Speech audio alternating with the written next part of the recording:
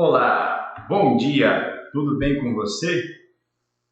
Eu espero que sim. Estamos hoje aqui iniciando a primeira gravação ao vivo do podcast. Seja muito bem-vindo a você, amigo seguidor do Instagram, a você, amigo seguidor do canal do YouTube. Estamos aqui com o pastor Heitor, lá da igreja Fonte Church, ali de Galopes, Alagoas, dos nossos parceiros ali de Galopes. E nós estamos aqui iniciando a primeira gravação ao vivo. Então, acompanhe lá no canal do YouTube do Podcast a primeira gravação ao vivo de uma entrevista aqui no Podcast. Valeu, galera. Muito obrigado. Espero vocês aqui com a gente, hein? Gente, bom dia.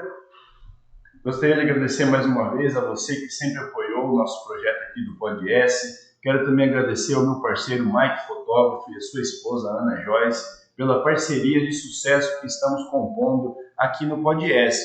Hoje estamos aqui com a pessoa do pastor Heitor, que irá nos contar um pouco da sua história de vida, da sua brilhante história de vida, das suas experiências, da sua caminhada no seu ministério pastoral.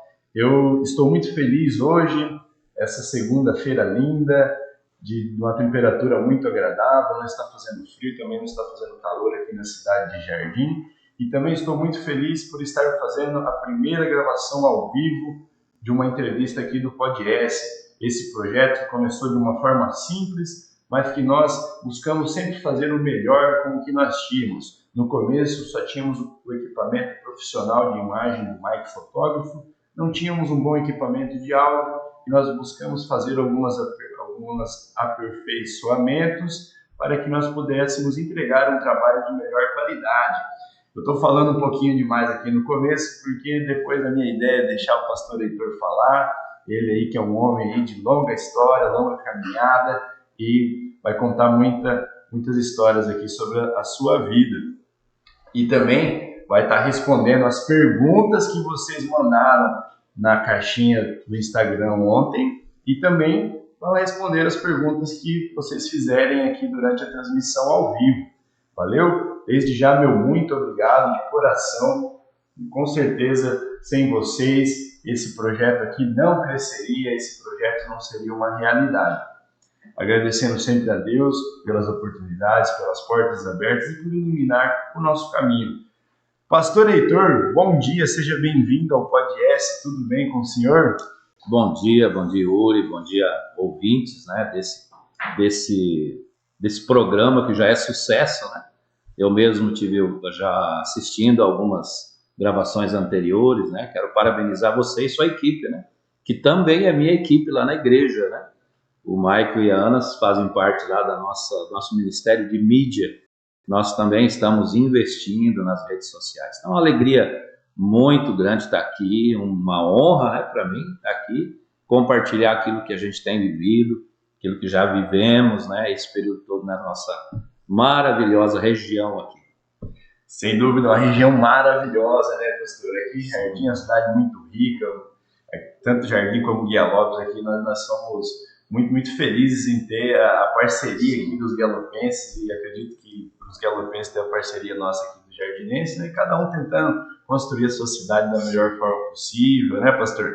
E como algumas pessoas perguntaram na caixinha lá, acredito que o senhor faça também um trabalho de formação com os jovens, muito importante para o futuro da nossa região, né?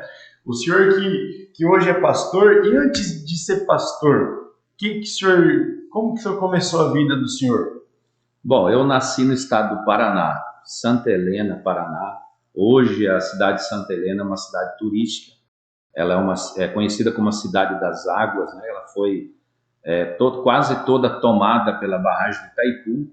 E meu pai, antes de ter essa inundação lá das áreas da zona rural, ele veio para o então Mato Grosso. Em 1975, nós viemos, não tinha nem a ponte ali no Rio Guaíra, ali no Rio Paranazão, em Guaíra, né? E nós viemos para Rio Brilhante. Rio Brilhante era uma cidade pequena, só tinha uma BR que saía de Dourados e ia para Campo Grande. E lá nós moramos por 5 anos. E nós tínhamos um tio que morava em Guia Lopes, um sítio ali em Guia Lopes. E meu pai acabou comprando o sítio desse meu tio E aí, em 1979, eu tinha 11 anos de idade, nós viemos para Guia Lopes. Confesso que eu vim chorando, não queria vir, né? Porque lá eu já tinha minhas amizades, era um pré-adolescente, né? Tinha amizades. Lá tinha pelo menos uma rua de asfalto, aqui não tinha nada, né? Guia Lopes, eu brinco, aquele que é raiz aqui da região sabe, que na época, quando chovia, nem tatu de chuteira não andava por aí, né? Uma brincadeira que a gente faz. Mas daí, desde 1979, então, nós moramos aqui na região, em Guia Lopes. Quando nós mudamos em Guia Lopes, o comércio era Guia Lopes.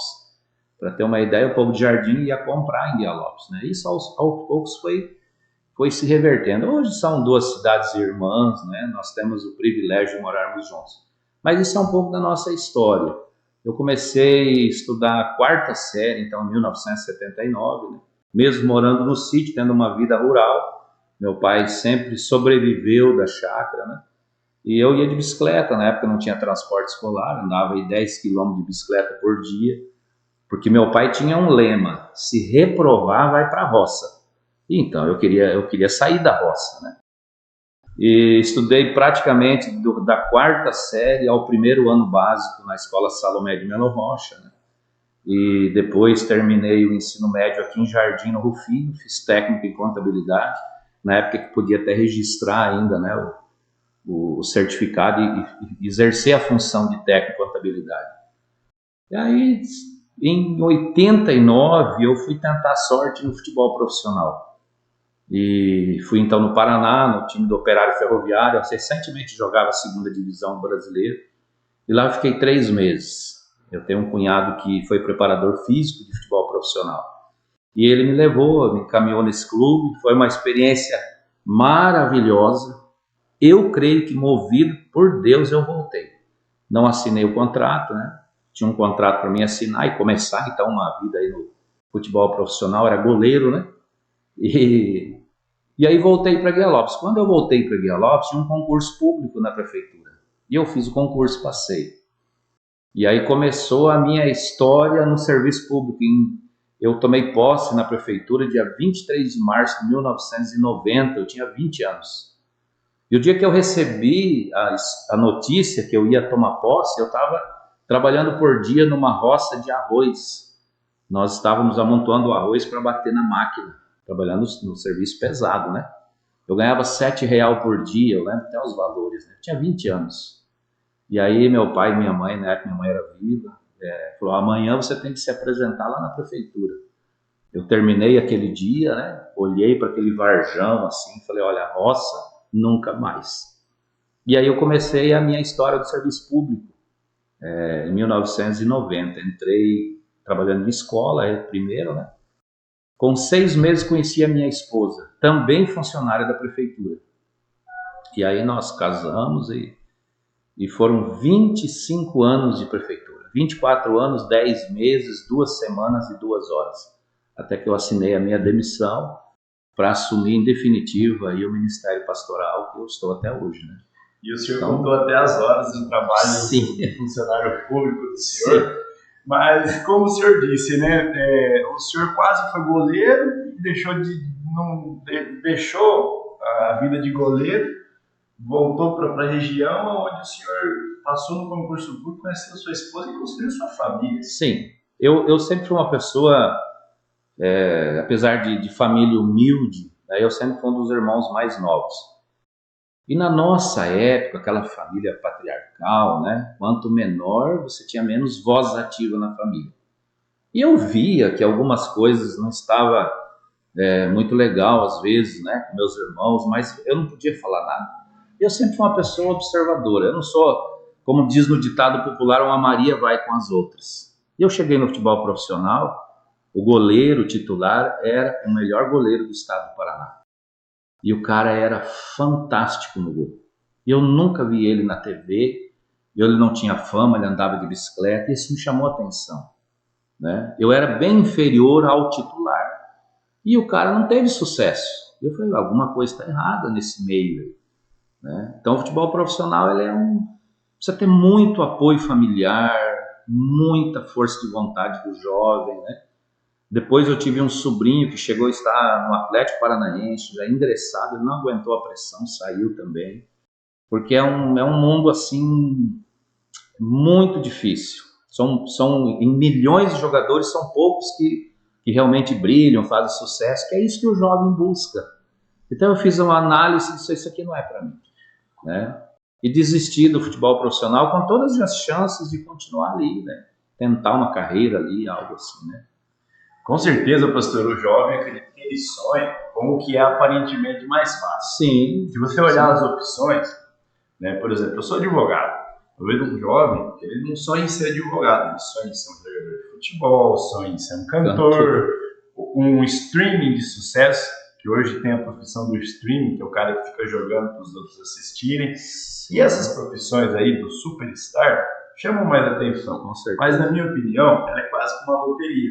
Porque eu conheci muito cara bom ao longo da vida aí, que não conseguiu, que teve a oportunidade de ir jogar no Portugal, né, que teve a oportunidade de ir fazer, né, peneira em clubes grandes do país, mas não progrediram porque às vezes chega lá, o treinamento físico é muito intenso, muito puxado, aí não aguenta, né? Muito puxado. E como o senhor disse, às vezes falta o apoio familiar também. Principalmente, porque você está numa idade, você depende muito da família. Um adolescente, um pré-adolescente, mesmo um jovem de 19 anos, e está com o seu cordão umbilical aí ligado na família. Então você sente muito falta da mãe, do pai, não é frescura. É algo que uma coisa é você ficar uma semana, tudo é novo. Eu cheguei naquele clube, um clube extremamente profissional, eu fiquei encantado. O roupeiro veio, pegou no meu calçado, minha roupa. O dia que tinha treinamento físico, por exemplo, lá estava na minha gaveta, tinha tênis, tinha roupa, tinha tudo certo, muito organizado. Só que essa novidade passa, com 15 dias, aquilo já não é novidade mais para você, ela se torna um trabalho, né? E nós, como goleiro, nós éramos 4 goleiros, nós levávamos 300 tombos por dia. Fazia chuva, fazia sol, né? Então, assim, é muito difícil. Tem que ter muita personalidade e muito apoio, né? E eu fiquei olhando isso tudo. Falei, que retorno isso vai me dar? Muitas pessoas gastaram aí 20 anos da sua vida, porque a carreira é curta, né? E não aprenderam uma profissão, não se prepararam para outra coisa, e tem muitos. O próprio meu cunhado mesmo mostrava que lá foi zagueiro do clube.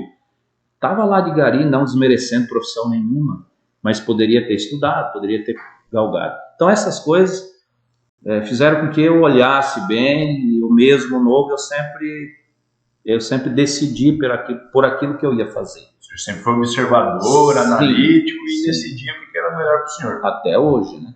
O senhor falou sobre a relação do jovem com a família. Recentemente eu li um estudo onde diziam que aumentou muito o número de pessoas com a idade média de 30 anos que ainda moram com os pais. O senhor que tem já uma longa caminhada, uma longa experiência, o senhor acredita que esse estudo faça sentido e o quanto isso influencia para a sociedade em geral, num todo? Assim? Eu creio que sim, tem isso. Esses estudos são verdadeiros, né? São baseados em fatos reais, né? Eu gosto sempre de contar da minha experiência. Eu creio que o jovem, ele precisa, a hora que alcançar a maturidade, ele precisa deixar a casa dos pais, né? É fundamental deixar a casa dos pais, tanto para tirar a carga dos pais. Nós precisamos entender que hoje eu sou pai e eu sei que a gente chega num ponto que você cansa, você não tem o mesmo pique. Um avô, por exemplo, ele não é pai. O avô, ele está ali para curtir o neto, não para ensinar. Então os papéis vão se invertendo, né? E um filho que fica muito tempo na casa, ele não sente, porque mãe é mãe, pai é pai, ele nunca vai despejar um filho, mas há uma carga sobre a vida do pai e da mãe. O pai e a mãe precisa ter a vida deles, é outro momento da idade deles, né? Então é isso que eu observo, até como pastor, a gente trabalha muito com as famílias, né? Agora, se não há nenhum problema nem para o pai, nem para a mãe, nem para o filho, eu acredito também que isso vai muito de cada família, né? Existem filhos de 30 anos, por exemplo, que vivem Esses são fatos, né, que a gente fica sabendo, vivem da aposentadoria de um salário mínimo de um pai. E daí, é uma carga ou não? Que esse filho de 30 anos era para estar levando sustento para dentro da casa e não viver. Então, cada caso é um caso, né? Há casos que vai ser peso e carga um filho de 30 anos ali dentro da casa. Há outros casos que não, o pai tem uma condição financeira de repente privilegiada, uma alta aposentadoria, não sei, sustenta seu filho, vivem bem. Então, eu creio sim que cada caso precisa ser analisado. Mas eu sou a favor de que o filho toque a sua vida. Quando eu saí da minha casa, eu tinha 20 para 21 anos. Em seguida, eu saí de casa. Foi tão forte, eu testemunho isso na igreja. Eu dormia numa beliche, eu segurei na beliche, eu fiz uma malinha de roupa, porque eu não casei, eu fui amiguei, depois que eu consertei esse casamento, né? E aí eu segurei na minha cama e eu chorei uns 20 minutos. Eu creio que ali cortou o umbigo, a relação, né, com a minha família, cortou no sentido de eu fui buscar o meu sustento. E de fato, a partir dali, eu nunca mais dependi do meu pai e da minha mãe. Pelo contrário, que eu posso ajudar, eu ajudo. Né? Não vivo deles, né, do recurso deles. Foi aquele momento ali, importantíssimo, que ali eu cresci como pessoa, eu cresci como profissional, como homem principalmente. Com 21 anos eu era pai, com toda a responsabilidade. Com 22 anos eu construí uma casa para minha família. Né? Então, assim, essa maturidade é importante. Né? Tem muita gente com 30 anos extremamente imaturo, mimado, né? Não tem uma personalidade. Quando esse pai e essa mãe faltar, como é que vai ser esse adulto mimado que não tem iniciativa para nada? Talvez vai começar chorando, como foi pro senhor, né? Mas eu chorei na hora certa. Não, sim, isso, com muita vitalidade e disposição para trabalhar e fazer acontecer, né, professor? E minha mãe não foi a favor de eu ter saído daquela maneira. Minha mãe levou alguns meses para ser amiga da minha esposa, enfim, né? Eu tenho um primo que quando ele resolveu sair de casa, ele saiu bem novo também. Os pais deles não queriam muito que ele saísse, mas nossa, hoje ele tá voando, sabe? Voando, casado, primeira filha, e tá escolhendo frutos assim excepcionais. É incrível assim, você ver a evolução dele, do quanto que é esse desafio de sair da casa dos pais e constituir família, engrandece e enobrece a pessoa. Sim. A Bíblia fala que os filhos são flechas na mão do guerreiro. O que significa isso? Uma flecha, ela vai muito mais longe que o guerreiro. Então eu quero que as minhas filhas, elas já são melhores do que eu. Os filhos precisam ir mais longe com os pais. Agora, se fica ali morando com os pais, o guerreiro, ele põe a flecha no arco. Então, o período de estar no arco é o período que você está em casa. E quanto mais o pai puxar, quanto mais o pai educar, quanto mais o pai investir no filho, a hora que ele larga essa flecha, ela vai muito longe, né? Então, aquela ruptura que eu fiz da minha família na época foi o momento que eu saí do arco, né? E assim, eu louvo a Deus por isso. Eu tenho só exemplos bons. Eu testemunho na igreja de uma surra que meu pai me deu, uma surra pedagógica, educativa. O meu pai, ele tinha um imã, meu brinco. Ele falava, vem aqui, a gente ia, a gente não conseguia fugir dele. Uma autoridade que ele tinha sobre nós, fantástica. E aí ele mandava a gente ajoelhar na frente dele. Enquanto você ajoelhava, ele tirava o cinto. Eu matei aula, por exemplo, eu cabulei aula, matei aula uns 15 dias. Porque na época aconteceu um episódio comigo na sala de aula, a professora achou piolho na minha cabeça e tirou numa folha, né, e mostrou para a sala inteira. Era a educação da época, né? Hoje seria uma professora fazer isso, meu Deus, né? E os alunos, é óbvio, só criança. Eu tinha 11 anos de idade, não era bullying, era sarro mesmo. E eu comecei a notar aula, e eu sempre fui bom aluno. E um dia meu pai vai na escola, cadê o Heitor? Faz 15 dias que não vinha na aula. Ele me chamou, pôs de joelho e fez eu contar a história. Eu ia contando a história e eu tomei 4 laçaços. Uma surra pedagógica. Eu tenho certeza que ele foi na escola, e meu pai era daqueles de ir lá, resolver o problema e trocou de escola. Eu passei de série aquele ano. Porque naquela época a falta reprovava, meio ponto reprovava, você tinha que ter a nota, né? E aí eu troquei de escola e eu continuei estudando. Detalhe, depois daquela surra pedagógica que eu falo, nunca mais ele precisou ir na escola. Eu tenho 2 faculdades, uma pós-graduação, e eu sempre estudei. E eu eu estava no arco. Ali meu pai estava me puxando, né? Não precisou eu ser acompanhado depois assim de perto, né? Como muitos, né? Legal. O senhor mencionou que o senhor tem 2 faculdades. Eu sei que o senhor tem letras, né? Tenho letras, né, regular, né, aqui na UEMS, e eu fiz uma distância de teologia na época, porque não tinha, quando eu recebi o chamado, eu não tinha aqui presencial ainda, né? Então eu fiz acompanhado pelo meu pastor, enfim, uma faculdade muito interessante. Mas para ter mesmo a noção, né, do campo onde eu ia ingressar. Os caras têm um conhecimento científico, né? Importante. O estudo ele traz conhecimento científico, aí a gente tem que somar ele com conhecimento de vida, né? Com a prática. E a prática ensina muito, né? Recapitulando só um pouco. Eu concordo com o senhor quando o senhor diz aí que a gente tem que analisar essa questão de filhos na casa dos pais, aí cada caso é um caso. Se tiver tudo bem, a gente não tem que mexer em time que está ganhando, né? Mas com relação a essa flecha, né? O senhor falou que os filhos são as flechas na mão do guerreiro, né? E aí, enquanto ele vai educando, vai fazendo aquela formação ali, vai puxando. Aí o senhor acha que se não lançar nunca o arco o elástico do arco pode arrebentar?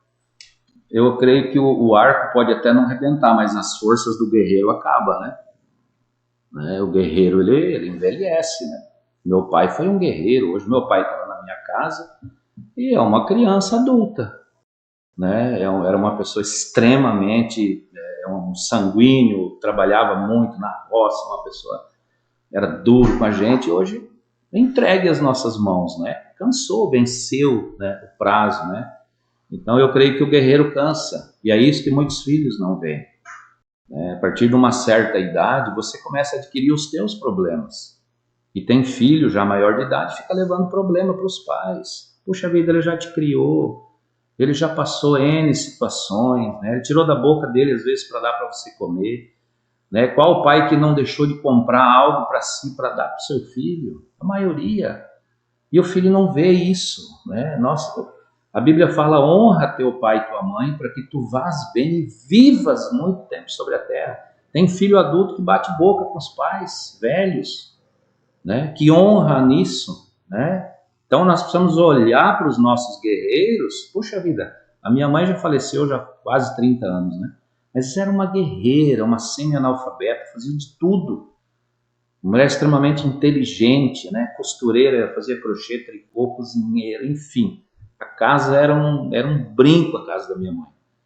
Né? A minha mãe falava para mim, falou: você só vai falar que você é honesto quando você devolver as moedas que te derem a mais. Eu lembro desses ensinamentos, parecem simples, mas não são simples. São coisas que eu carrego para a minha vida, né? Então, filhos, né? Deixem os guerreiros descansar. Se você mora na casa do teu pai e da tua mãe, não leva problema para eles. Né? Como é que tá, meu filho? Não, tá tudo bem, pai. Resolve você. Os problemas são teus.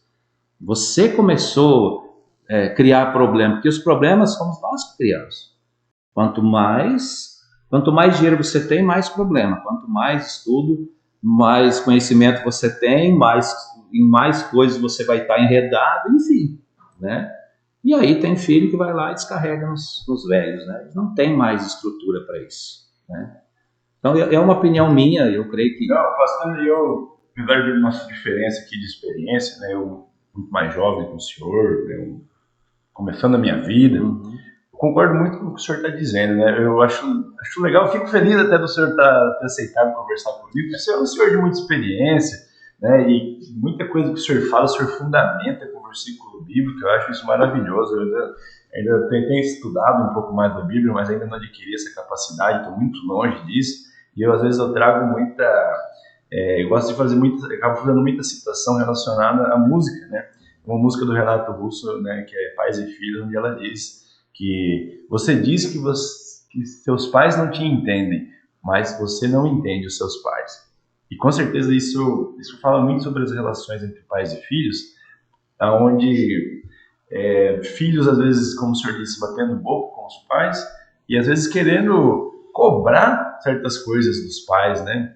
Então eu vejo que é importante a gente olhar e analisar essa questão, porque os pais, eles sempre vão comprar as brigas dos filhos. Com certeza. Eu assisti um casamento em Dourados um tempo atrás, e o padre, ele disse aos noivos, né, para resolverem os problemas deles entre eles, porque todas as vezes que eles levavam um problema deles para os pais guardavam rancor e eles resolviam o problema entre eles, e os pais, né, os sogros ali dos respectivos noivos, mantinham aquele rancor. Você é casado? Eu namoro. Tá. Não sou casado. Se você começa aí levar problema para os seus pais, não sei se você tem pai e mãe ainda, né, ou alguém que você que te cuida, que tem a tua tutela, fazendo né? esse registro, né? Minha mãe é falecida, Nair Medeiros Echeverria. A minha também é. Faleceu em 15 de março de 2021, com 59 anos.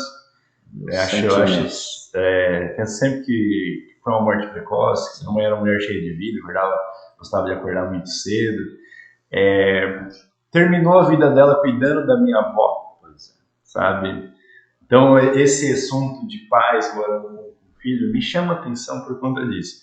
Quando a minha mãe faleceu, reorganizaram a vida da minha avó e eu vi que não tinha mais espaço para mim, fui cuidar da minha vida, que até eu morei com a minha família até os meus 28 anos, acredito, 28 ou 29 anos, e depois disso eu fui morar sozinho.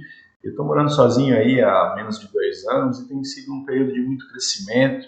Hoje eu vivo sozinho, meu pai ainda é vivo, né? Até estou programando de fazer uma visita para ele mora a 700 quilômetros daqui, no interior de São Paulo, né? A gente se fala com certa frequência, mas eu não fico levando problema para ele. Ele perguntei como é que tá, falei, não, tá beleza, estamos trabalhando, estamos na luta, choveu, tá calor, tá frio, estamos na luta, tô vencendo, às vezes os clientes mandam uns áudios agradecendo algumas coisas, assim, aí eu mando para ele, né, para ele ver que apesar das dificuldades que talvez ele deva enxergar, né, que a gente vivencia, mas que ele, né, para ele saber que aqui nós estamos construindo algo, que nós estamos plantando, que nós estamos semeando. Eu acho que é o melhor. Poxa, enche ele de orgulho, né? Que é a melhor forma de eu encher ele de orgulho, tentar proporcionar algum orgulho, já que ele não está aqui me acompanhando, me vendo, né? Aí eu tento mandar esses relatos para ele aí sempre. Ótimo. Quando um cliente. Porque o nosso trabalho, pastor, talvez lá na igreja o senhor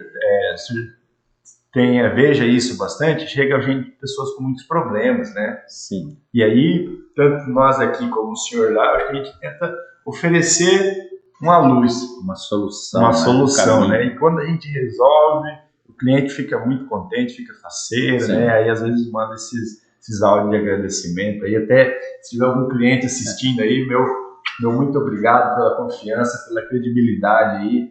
Assim como o podcast não é nada sem os seguidores, eu também não sou nada sem meus clientes, né? Graças a Deus nós temos um Deus aí que tem iluminado, que tem instruído, que tem trazido conhecimento. Então, assim, eu tenho certeza que a gente está buscando aí criar uma caminhada aí sólida, com honestidade. Deixar um legado, né? Como o senhor disse, essa questão aí de que a gente só é honesto quando a gente devolve as moedas que nos dão a mais, né? Isso era uma alemoa semi-analfabeta que me ensinou, né? Uma cultura riquíssima, né? E é uma maneira de dizer assim, olha, não adianta você ser fiel nas grandes coisas. A Bíblia diz que se você é fiel no pouco, Deus coloca sobre o muito. E aí entra muita coisa que eu vivi com a minha esposa, né? Só para encerrar dos pais, a minha sogra, no último ano de faculdade, ela morou 6 meses dentro da minha casa, né? E na época, assim, nós não frequentávamos igreja, eu bebia, né? Tive um período difícil com o alcoolismo, né? No passado. E nós tínhamos problemas, né? Eu e a minha esposa. E ela sempre, até hoje ela diz, eu nunca vi o Heitor e a Terezinha brigar. Eu nunca vi nada. porque nós nunca fizemos nada na frente dela, né? Minha minha esposa é filha única, são mais 4 irmãos homens, né? Então, assim, eu vou lá, ela é uma mãezona para mim, porque nós nunca levamos ela, nunca chegou e falou mal de mim para a mãe dela. Se ela falasse mal de mim para a mãe dela não ia gostar de mim como gosta hoje, né? E assim por diante. Então, só para a gente encerrar essa questão de filhos com os pais, né? Filhos que estão ouvindo, para de levar problema para os pais, né? Já te criaram. Se você é maior de idade, se você já tem namorado, namorada, está trabalhando, ganhando seu dinheiro, vai viver sua vida e descasca os teus abacaxi, né? Porque a mãe, o pai, ou o tio, ou o pai de criação, seja quem for, né? Soou muito para te criar. Suou, né? Não vale a pena. É compromisso. Manda áudios de elogio, de fazer como o doutor faz aqui, porque é compromisso colocar alimento todo dia. Meu pai senta no primeiro banco da igreja e todos os domingos ele veio pregar. E muitas vezes eu olho e ele está chorando, né? Eu tenho certeza que não é de tristeza, né? É de orgulho. De orgulho, de missão cumprida, né? Tá lá, né? Então isso é gratificante pra gente, né? Glória, essa lição aí de devolver as moedas que a gente recebe a mais no troco, eu acho que é muito interessante, porque é algo que a gente faz quando ninguém está vendo também, né? É muito fácil você ser uma pessoa boa quando tá todo mundo vendo. O meu pai, ele deixou também, assim, muita experiência com honestidade. O meu pai, ele, no começo ali da propriedade, aqui é muito comum, você arrenda gado de um fazendeiro, arrenda gado de outro, e eu tinha 16, 17 anos, quando chegava em setembro, a gente ia apartar os bezerros para pagar a renda de 2, 3 fazendeiros que meu pai tinha gado. Inclusive, ele ficou amigo desse pessoal, tudo sem contrato, nunca fez um contrato no papel, eles brincavam ainda, tudo era no bigode, né? E aí a gente separava o bezerro e ele mandava separar o melhor bezerro para renda. E aí nós éramos novos, né? Não, pai, esse bezerro aí vai dar valor nos outros, né? O outro também é cabeceira, né? Quem conhece gado entende essa linguagem. E aí ele falava, não, quando eu precisei, o fulano me emprestou. Então o melhor é para ele. Isso é uma lição que eu trago, né? Não só no verbal, tem pai que fala, não bebe, mas ele enche a cara, né?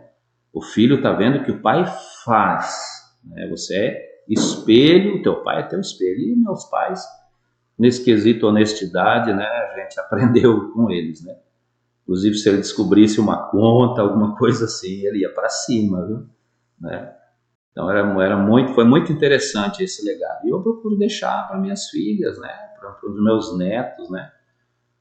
Tenho um neto já de 17 anos, né?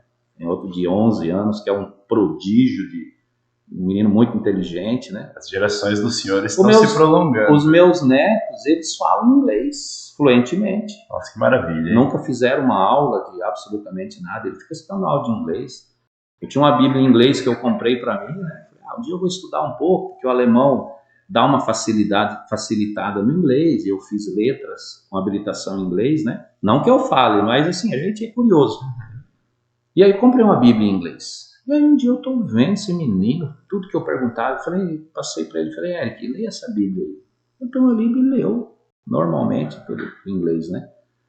Então, assim, essa geração aí, um outro equívoco, né? A gente está falando de jovem, né? De geração, e a gente fala, essa é uma geração Nutella, essa é uma geração fraca. Não, é uma geração num período diferente. Por não saber encabar um enxado, não saber roçar, não saber de repente tirar um leite de uma vaca, não significa que ele é fraco.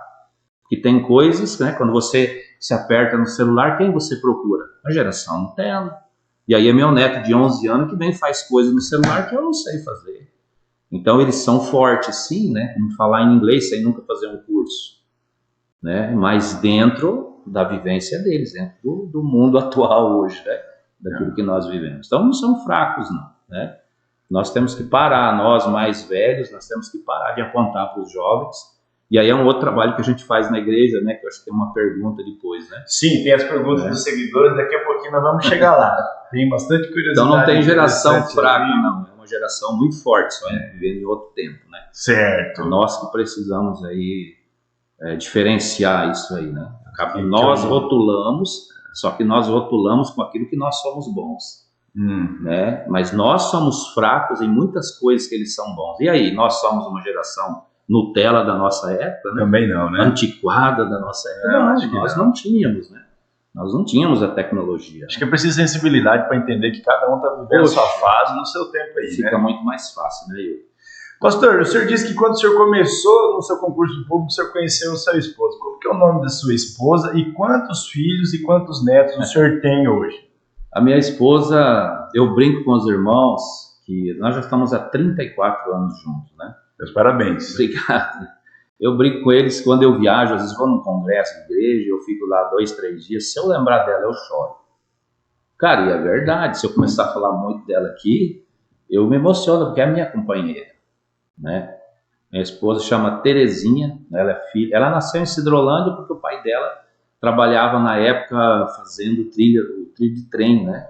Ele era funcionário da ferrovia, mas ele é de Guialopes, né? Cresceu em Guialopes e eu conheci ela numa festa, né? Eu fui numa festa na colônia Retirada da Laguna, era uma festa do mês de agosto de 1990 e ela passou dançando na minha frente.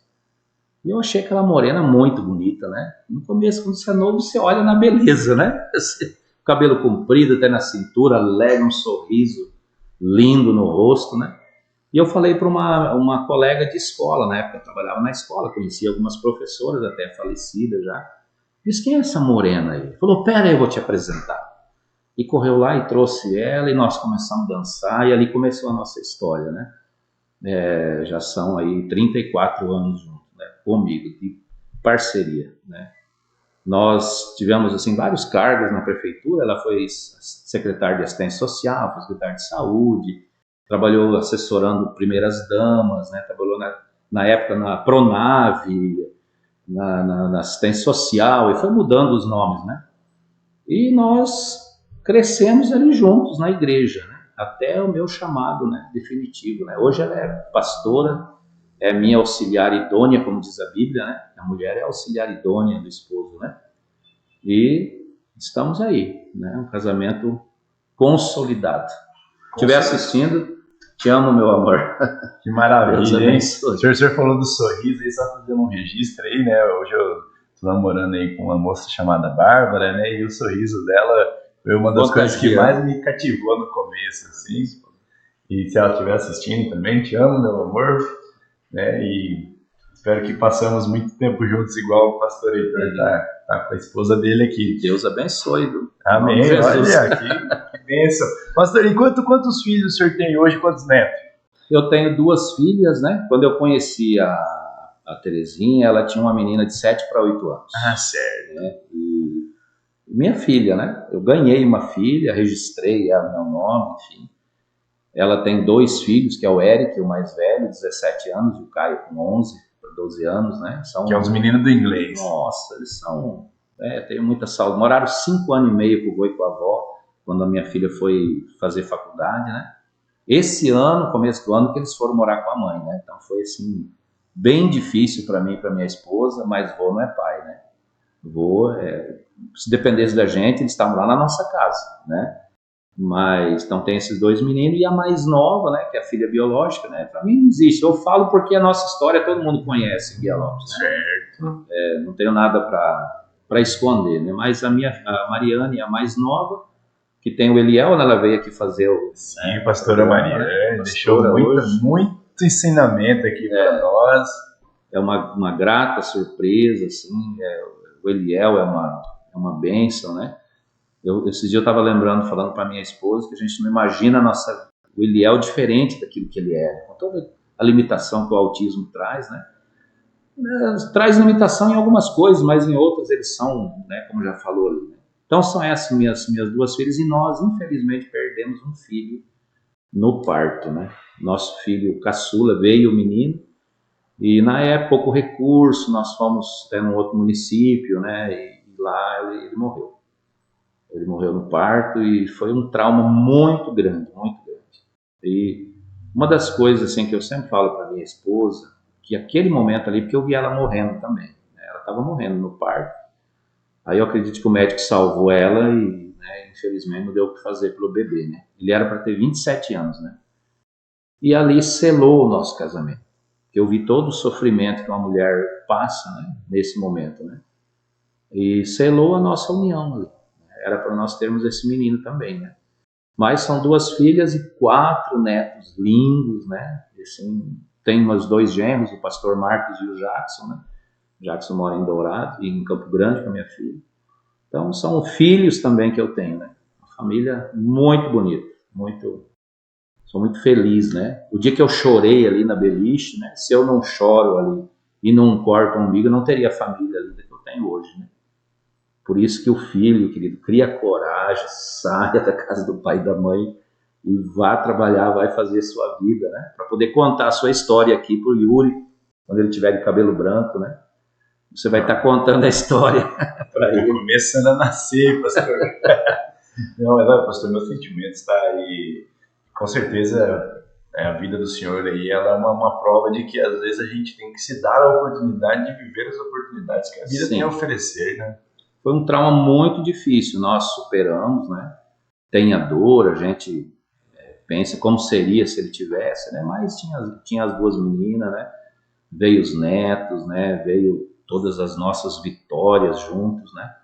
Faculdade, por exemplo, nós fizemos juntos, né? Foi muito importante ela estar comigo, porque a gente trabalhava de dia na prefeitura e ia para o UEMS à noite, né? Vocês fizeram juntos a faculdade? Os 4 anos juntos. Eu passei na primeira chamada, ela entrou na segunda e foi Deus que pôs a mão. Porque se ela não tivesse comigo, eu não tinha terminado. Porque você estudar fora de época, né? Porque quando eu era solteiro, eu comecei uma faculdade de matemática, né? E eu parei, né? E depois eu fui fazer letras, né? A matemática tem que ter vocação para ela, né? Eu escuto falar assim que o índice de reprovação, não índice de reprovação não, que o índice de formação no curso de matemática diz que é baixíssimo. Sempre cola um grau com outras turmas, porque são poucas pessoas que se formam. Eu não ia mal, não, eu ia bem. Eu parei pela idade mesmo, né?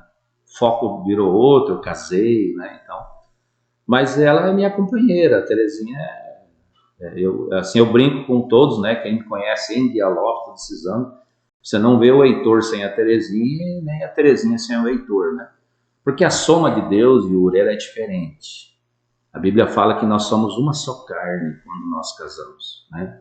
Então a soma de Deus é 1 mais 1 igual a 1, não é 2. Porque você torna uma carne só, né? A minha esposa me conhece no andar.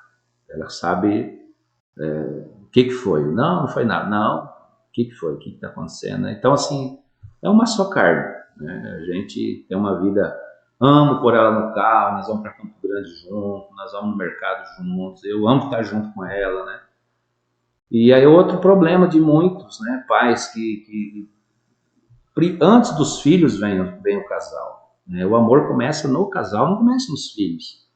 E tem pai e tem mãe que depois que tem um filho, endeusa o seu filho. Não que você não vai cuidar. Amo minhas filhas, eu amo minhas filhas, amo meus netos, sou apaixonado pelos netos, né? Nossa casa sempre está a família toda lá junto. Mas primeiro é o casal. Porque muitos casamentos acabam? Porque focam todo o amor do filho, acabam esquecendo do outro, né? Quando mudamos para o sítio, por exemplo, a Terezinha ia plantar rama comigo. Ela nunca morou num sítio. Ela ia para a roça comigo, ela cuidava das galinhas, ela saía da casa, ela é minha companheira, sempre foi, né? E quando os filhos tiveram que sair, quando a minha caçula foi casar, por exemplo, né, na última noite em casa, coloquei ela dentro do nosso quarto. Falei, filho, eu te chamei aqui porque hoje é a última noite que você vai dormir na casa do pai e da mãe. E aí começamos a chorar todo mundo, né? E aí eu orei com ela, abençoei ela e ela saiu da casa do pai e da mãe. E nós ficamos bem, eu e a minha esposa. Temos saudade dos filhos? Com certeza. Mas não fez falta, né? Porque a gente está alicerçado, né? Nós somos um, né?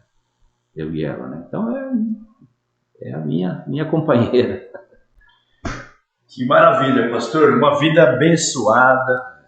O senhor falou, o senhor até me corrija se estiver errado, o senhor falou que houve um tempo, né, um marco inicial da sua caminhada e do seu chamado.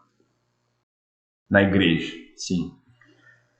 Como que foi o início da caminhada do senhor e também do chamado? Eu acho que algum seguidor mandou essa pergunta na caixinha, como que o senhor iniciou, mas aí nós vamos ver isso daqui a pouco. Mas assim, eu gostaria aqui de estar perguntando para o senhor como que foi o início da caminhada do senhor e também o chamado para o ministério pastoral, né? É assim que diz, né? Então, eu lembro, eu não lembro desse período que eu era novo, mas segundo os meus pais, teve um pastor que, quando eu tinha 10 anos, nós éramos da igreja luterana. Ele chegou no meu pai e disse que eu tinha chamado para ser pastor. Eu tinha 10 anos. E ele queria me levar para estudar nas escolas lá, já desde o ensino fundamental, para me preparar para esse ministério. E meu pai, na época, não deixou, né? Não tinha nem telefone direito, né? Nós morávamos em Rio Brilhante. Naquela época era muito difícil, né? Para ir tão longe, ia para o Rio Grande do Sul, eu ia ficar longe da família, então meu pai não deixou. Então ali eu creio que Deus usa pessoas, né? Tem gente que espera uma aparição de um anjo alado, não, Deus usa uma pessoa e fala, querido, você vai ser um pastor.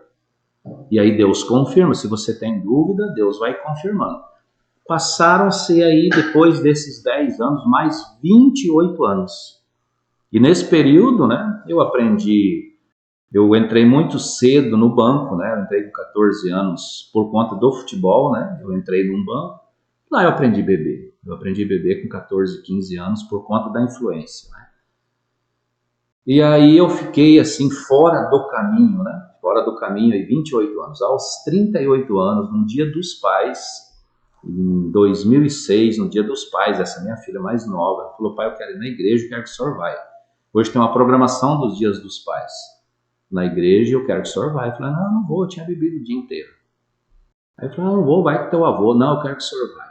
E aí na hora que eu fui abrir uma latinha de cerveja, ela pôs 2 mãos no ouvido e falou, eu odeio esse barulho. Porque o alcoólatra, ele acha que ele não prejudica ninguém. Porque é o meu dinheiro, eu bebo com o meu dinheiro, mas você prejudica as pessoas que mais você ama. Que filho que quer ver um pai bêbado? Que esposa que quer ficar sentindo bafo de cachaça todo dia? Ou praticamente todo dia, né? E aquilo mexeu comigo. Aí eu fui lá no quarto, ela tinha 14 anos de idade, né? Fui no quarto, tá bom, filho, eu vou na igreja com você hoje. Fez uma festa. E eu já me arrependi na hora. Eu falei, esses crentes vão ficar no meu pé, aí eu vou ficar me incomodando. Mas fui para agradar a minha filha. E lá Deus falou comigo no culto. A palavra, porque a palavra de Deus ela é viva, ela é igual a espada de 2 gumes. Ela mesma diz, né? É capaz de separar juntas e medulas, né? Capaz de separar aquilo que a gente não consegue. E Deus falou muito comigo e eu gostei muito do culto. Mas eu já tinha um chamado. E eu comecei a frequentar. E continuei bebendo minha cerveja. Nunca o pastor chegou em mim e falou, você tem que parar de beber. Eu disse, não, nunca, ninguém. Eu também não falo para ninguém na igreja. Venha como você está. A escolha é tua. Você vai escolher o que é bom. Eu posso todas as coisas, mas nem tudo edifica e nem tudo me convém. Então, para um alcoólatra, um gole de álcool é o começo do poço, né? E eu comecei na igreja. Primeiro retiro que eu fui da igreja, frequentando a igreja, batizado, sai um pastor, me chama eu, minha esposa e a minha filha, e diz, você vai ser pastor. Aí veio de um segundo chamado. Você vai ser pastor, você vai sair do teu emprego, você falou um monte de coisa e eu, como assim, né? Eu tinha meu sítio, tinha meu emprego, tinha a minha profissão, a minha esposa também. Recebemos a primeira palavra. Acreditei de primeira? Não. Assim, acreditei, mas Deus vai ter que me mostrar. Foi de surpresa também, né? Pode ser a emoção do evento. Fui num segundo evento de uma outra igreja, um outro pastor que nunca me viu, chegou em mim e falou, você vai ser pastor. E repetiu as mesmas palavras. Fui numa terceira igreja, a mesma coisa, numa quarta igreja. Quando eu fui numa quinta, mas isso durante 5 anos, né? Durante esse processo de conversão, de estar frequentando a igreja. Eu fui numa igreja menor, pentecostal, né? Aqui em Jardim até. O pastor era de Bonito, nunca tinha me visto. Aí eu entrei na igreja lembrando dos 4 pastores anteriores, né? Eu entrei, me flagrei, falei, pô, será que esse cara não vai? E aí eu falei com Deus, falei, Senhor, se hoje esse pastor aí que eu não sei, não conheço, nunca vi, levantar de lá e me entregar uma palavra, que eu vou ser pastor, eu não duvido mais.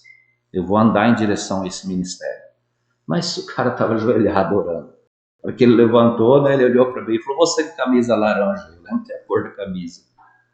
Eu falei, baixei a cabeça e falei, Senhor, eu não duvido mais.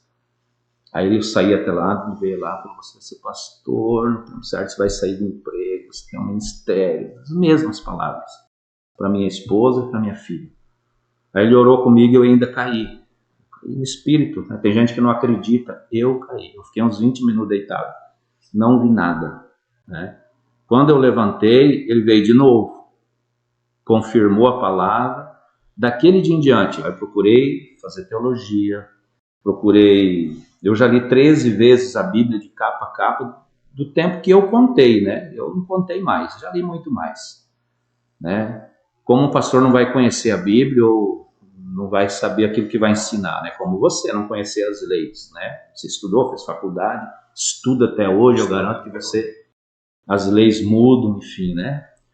E então foi isso. E aí eu tive convicção.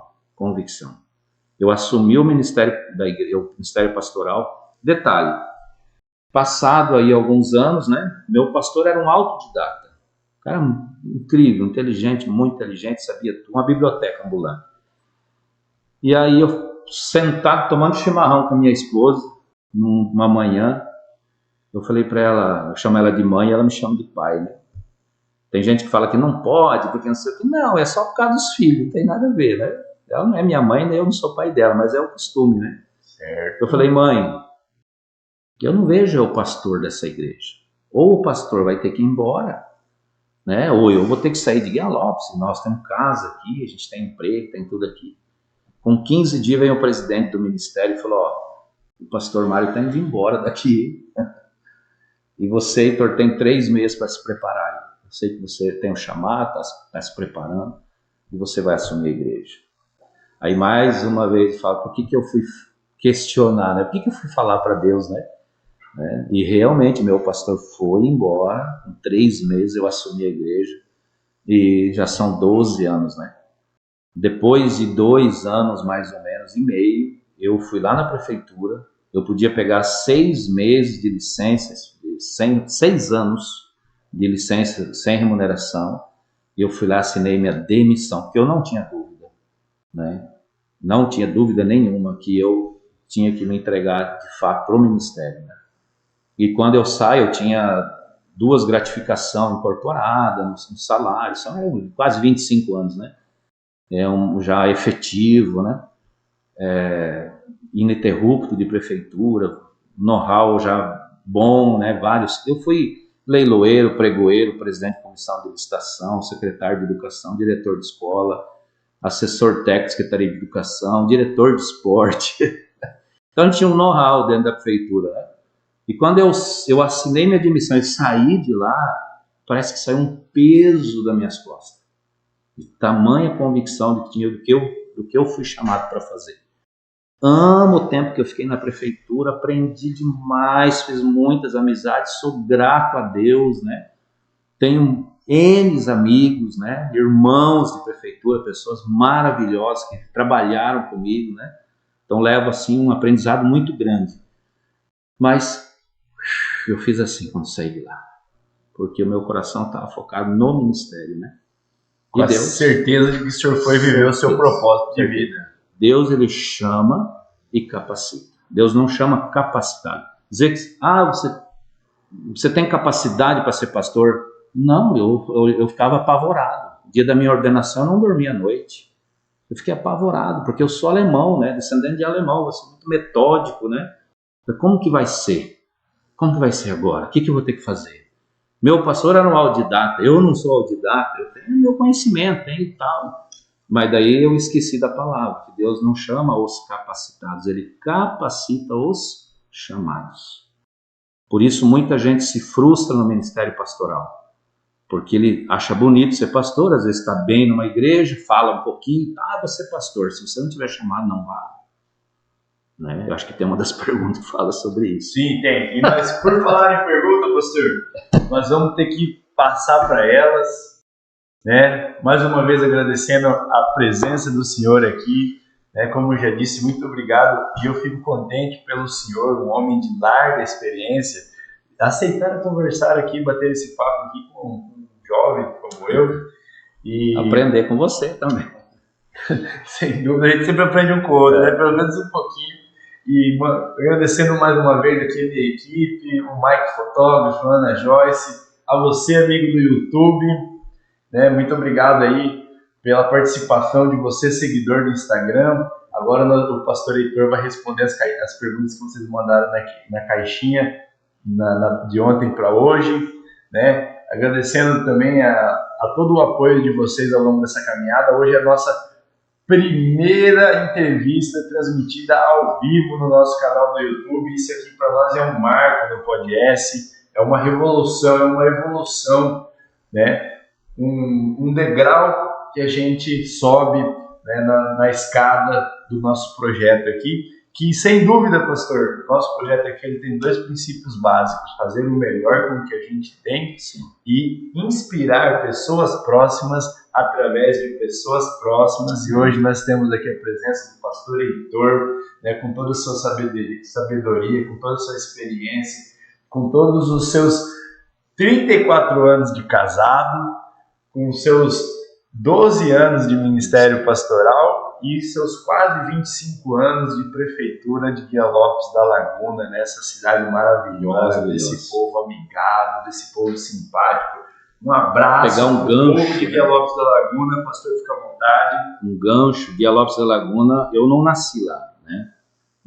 Cheguei contrariado lá em Guia Lopes, né? E hoje eu não imagino eu morando em outra cidade.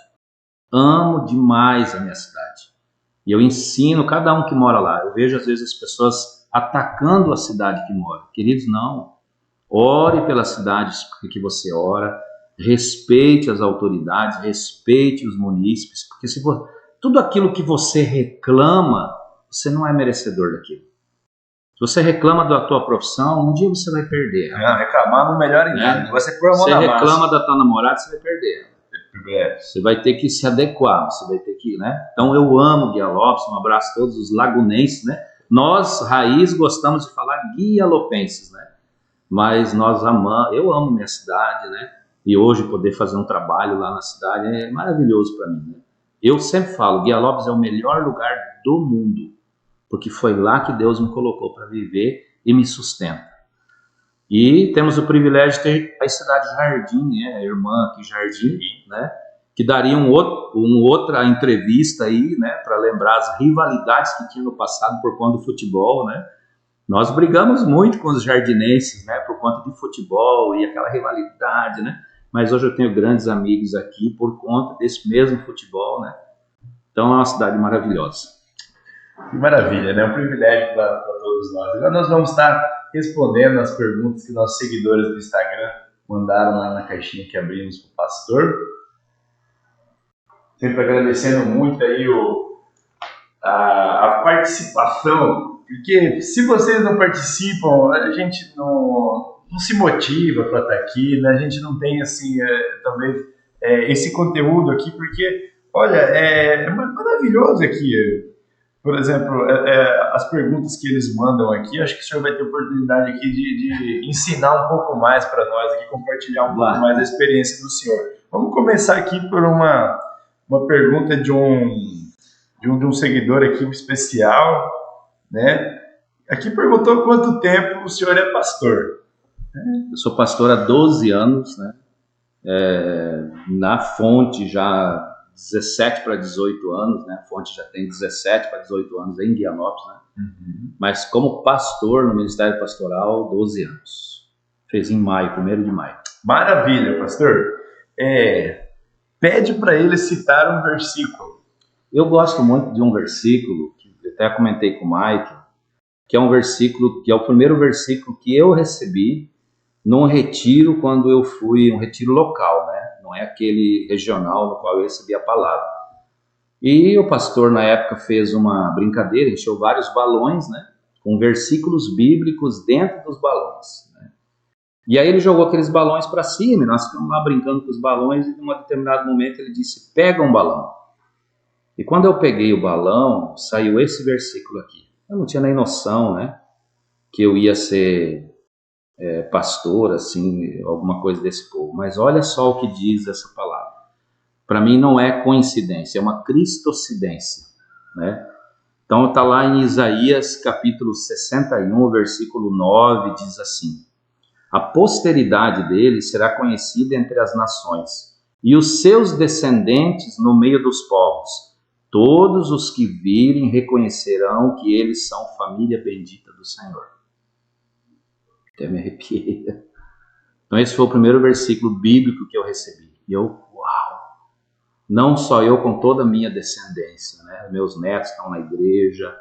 O meu netinho que é autista, ele fecha os olhos, ele ora, em nome de Jesus, amém. A pequenininha tem 2 aninhos, a Ellen, a minha netinha, põe a mãozinha, olha se a gente está com o olho fechado, enfim, né? Até me emociono, mas é um versículo que eu carrego no meu coração. Mas marcou o senhor. Marcou, né? É só fazendo... Porque a gente está falando do pastor Heitor, né? Mas um primeiro versículo que eu tenho a recordação que me marca muito, ele foi ministrado pelo pastor Berlani. O pastor Berlani era um barbeiro aqui da cidade, hoje ele está lá em Maracaju. Eu conheço o irmão do... Eu sou muito amigo do irmão dele, o pastor Ari da Assembleia. Pastor Ari, um cara muito bacana tem também. Que canta também, que é cabeleireiro, né? O João Maria, meu amigo também, João Maria. Um abraço se estiver assistindo. Um abraço também se estiver assistindo, não sei, pô, mas Provérbios 15. Provérbios 15 diz que a palavra dura, ela suscita a ira, e a palavra branda acalma o furor. Sabe? Isso aí eu trouxe para minha vida e eu... Você pode ser duro, né? Na verdade, duro assim entre aspas, né? Mas em amor.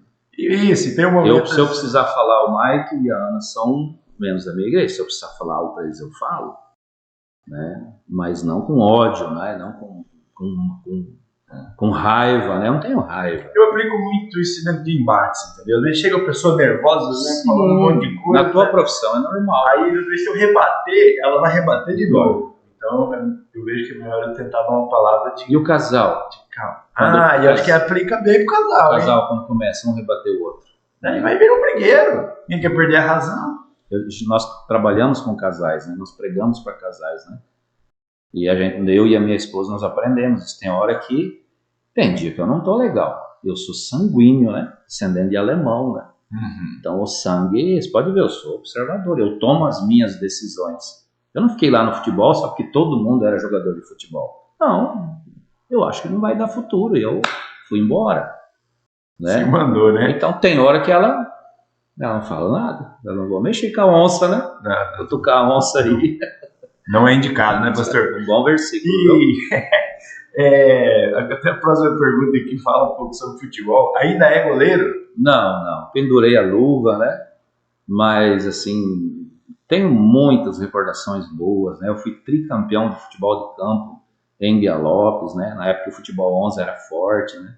Pegando pênalti na final, a cidade inteira, a cidade parava. Nossa, que loucura, hein? A cidade parava, não tinha alambrado no campo de futebol. Então, a hora que foi para os pênaltis, o Oswaldo Freire fazia a narração na beira do campo, era muito legal. E na cidade ia para o campo, né?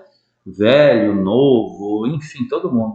E na final do campeonato eu peguei 3 pênaltis, né? E nós, uma equipe considerada mais fraca, que era da colônia Santo Antônio, né? Ganhamos da melhor equipe da cidade, né? Nos pênaltis, eu defendendo os pênaltis, né? E aconteceu um caso muito curioso que meu irmão lembrou esse dia. Toda a torcida da colônia Santo Antônio que estava ali, eles eram comemorar e pularam em cima de mim, né? E quase me mataram. Eu fiquei embaixo daquela montanha de gente comemorando. Então, assim, são muitas histórias muito legais, né?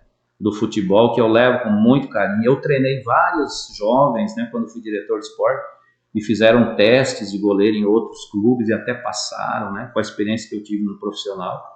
Então, assim, muitos amigos, uma recordação muito boa. E era um bom goleiro, viu? Maravilha. Mas não dá mais, né? Não dá. Imagina que o senhor não vai querer fazer um serviço meia boca. Porque a cabeça funciona, mas o corpo já não acompanha, né? Eu vou querer dar um mortal, por exemplo, eu dava um tapa na bola e E eu virava em cima do corpo e caía só para fazer graça, né? Eu, com 20 anos, eu já estava com 100 quilos, mas eu tinha 20 anos, né?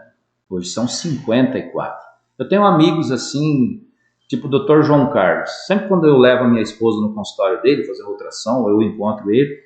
Cara, você tem que vir jogar com a gente. Nós temos um grupo de velho lá na BB e tal. São amigos que ficaram, né? Pessoas importantes, mas que lá no campo era todo mundo igual. Não era o Dr. João Carlos, era o João Carlos. E é um cara excepcional aí, né? Vários aqui, eu citar o Nenão aqui da borracharia de G Pneus, que é um grande amigo meu, né?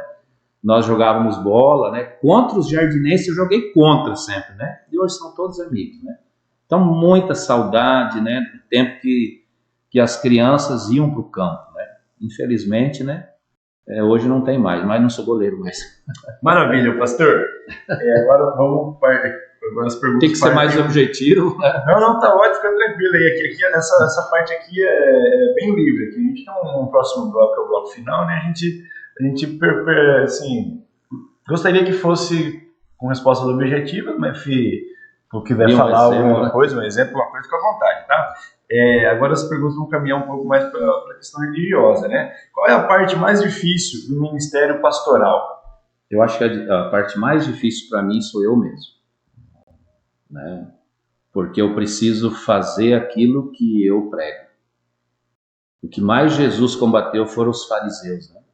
Quando trouxeram a adúltera nua na frente dele para ser apedrejada, porque a lei mandava, mas cadê o homem que estava com ela? Porque era para trazer o casal pego em flagrante adultério. Se pegar a mulher em flagrante adultério, cadê o cara? O cara estava no meio lá, mandando jogar pedra. Eles queriam armar para cima do Senhor, né? Então a maior dificuldade para mim, e talvez foi a minha maior luta, eu falei, eu vou subir num púlpito, ainda mais hoje que é tudo gravado. E aquilo que eu falo, os membros da minha igreja, eles precisam ver eu fazer, né? Eu sou dizimista, por exemplo, há 17 anos. A gente que contesta também, é direito de cada um, né? Mas para mim falar sobre dízimo, eu dizimo há 17 anos. Independente da minha situação, se eu estou apertado, se eu não estou. O dízimo não é meu, né? Um exemplo pequeno que eu dou, né? Então a maior dificuldade é eu mesmo. Eu lutei comigo, né? Porque deixei coisas que eu achar. Por exemplo, hoje no domingo eu não gosto nem de sair de casa, mas é uma coisa minha, natural. Eu gosto de ficar na minha casa, porque domingo é o culto de celebração. Então eu vou descansado para a igreja, lá eu fico lendo, fico orando, me preparo psicologicamente. Eu gosto de ficar em casa. Não sai nunca no domingo? Não, às vezes eu saio, né? Mas se eu almoço no domingo fora, 2 horas estou em casa. Mas eu prefiro não sair. São hábitos que eu criei, são coisas que eu abri mão, que dão resultado para mim e eu gosto, né? Então a maior luta para mim foi eu mesmo, né? Vencer algumas coisas, né? Alguns pecados, porque pecados e iniquidades nos separam de Deus, diz lá em Isaías, né? E iniquidades são pecadinhos de estimação que a gente acha que não tem nada a ver. À medida como você vai se envolvendo com a obra e principalmente com a palavra, que é a palavra que nos liberta, né? Conhecereis a verdade vos libertará. Eu vou te dar um exemplo, por exemplo, o pessoal pode me contestar, né? A última vez que eu comprei pneu no Paraguai eu era diácono, não era pastor ainda. E eu fui lá, como a maioria faz, né? Vai lá, se eu estiver errado, você pode me corrigir, você é advogado. Quando eu cheguei na segunda Curva Federal, e ele parou, ele veio, eu fui lá, passei numa poça d'água, sujei os pneus, que é menos da metade do preço, né? Ele disse, comprou um pneuzinho no Paraguai, e eu já estava na igreja. Quer dizer, eu menti pro guarda. Aí quando nós saímos, assim, meu pastor estava junto, eu falei, pastor, você viu o que eu fiz? Eu vi. Falei, então a partir de hoje, nunca mais eu compro pneu no Paraguai. Porque pneu no Paraguai é contrabando, pneu não legaliza como bebida de álcool. Aquele produto que você leva lá na alfândega e legaliza, você pode trazer tranquilo, ou dentro da cota. Pneu não legaliza. Se eu tiver errado, o senhor me corrige. Então, quem compra lá está fazendo algo errado. E Jesus disse, dê imposto a quem é imposto, dê a César o que é de César, dê a Deus o que é de Deus. A carga tributária é cara, blá, blá, blá, blá, blá. Ok, mas o que nós vamos fazer? Mas é uma coisa minha, né? Então são essas as lutas que eu tive para o ministério. Mas eu posso subir no púlpito e dizer, aquilo que eu estou pregando, eu procuro fazer. Não adianta eu ir lá adorar o Senhor e ser um cavalo, né, na minha casa. Né? Perfeito, pastor. Pastor, como a igreja pode mudar a sociedade? Você mudando o indivíduo, né? Eu era alcoólatra. De alguma maneira, quando eu andava bêbado por aí, eu podia prejudicar alguém. Né? Quando a pessoa aceita Jesus como único Senhor e Salvador e começa a andar nesse caminho, automaticamente ela vai deixar das drogas. Eu conheço um monte, eu podia trazer aqui vários ex, né? Vários ex-drogado, ex-alcoólatra, ex-isso, ex-aquilo. E eles mudaram como pessoa, Deus mudou a vida deles. E isso reflete automaticamente na sociedade. Eu brinco às vezes na igreja, né? Se depender da fonte, a polícia vai economizar gasolina, que não vai precisar ficar fazendo ronda. É uma maneira, né? Assim, é uma maneira de eu brincar, mas falando sério, né? Então tem como sim, as igrejas são grandes hospitais, são grandes, lá você trabalha todas as áreas da vida e muito no social, muito no social. Nós trabalhamos muito no social, porque a gente não tira foto para, né, o que uma mão da outra não precisa estar vendo, né? Nós não somos políticos, né? Nós somos, né? Ou outras áreas, né? Não só político também, né? Político tem os programas sociais para isso, né? E às vezes tem que tirar foto para comprovar que foi feito, né? Não é nesse sentido, mas muda sim, o indivíduo muda e isso reflete na sociedade, né? Por exemplo, tem jovem que eu incentivei a estudar e hoje está muito bem empregado, né? Era pobre, extremamente pobre, tinha dificuldade de fazer faculdade, chamei no meu gabinete, falei, não, querido, você não tem dinheiro, você não é nada, quem que você é? O que você é na ordem do dia? Com todo respeito, né? Você é uma pessoa boa, mas você falando aqui, poder aquisitivo, de nada. Eu falei, então vai estudar, meu querido. Formou, né? Hoje está aí andando no seu carro, está bem, né? Porque a igreja ajudou de uma certa forma. Se não fosse o ministério, se eu não tivesse focado, né, olhando os jovens, olhando os casais, me preocupo com todos. A resposta que eu dou sempre no zap para algum membro da minha igreja é, querido, eu quero ver vocês bem. Essa é a minha função, né? O pastor é um pacificador, é alguém que vai dar direção, orientar. Eu não cuido ninguém, eu não fico com a lupa andando na rua cuidando do que estão fazendo. Não, eu dou a direção, o caminho é esse. Né? E isso reflete sim na sociedade. Muito, muito, muito. Excelente. É um trabalho muito importante, pastor. Muito importante. Não é só a fonte, né? Eu conheço N trabalho, a católica tem trabalho, tem os vicentinos, tem trabalhos assistenciais aí importantíssimos, né? Então, a igreja influencia, sim, né? Precisa influenciar. Se a igreja não estiver influenciando o indivíduo, alguma coisa está errada também, né? Precisa influenciar. Não, bacana, o senhor citou outras religiões aí. A próxima pergunta é a seguinte: qual a religião verdadeira? E Deus aceita qualquer tipo de adoração? Quando fala em adoração, eu lembro lá do texto da mulher samaritana. Você conhece esse texto. Jesus vai até o poço de Jacó, sim, e aí chega a mulher samaritana. É evangelho, né? É. E aí a mulher dele começa a conversar e tal. Se você beber dessa água, você não vai ter sede e tal. Água de vida eterna, papapá. E ela entende, porque ela já conhecia, né? Os samaritanos eram uma mistura de judeus com os povos que invadiram. Então eles não eram muito bem vistos pelos judeus, porque haviam algumas misturas. E aí ele fala uma coisa tremenda para ela.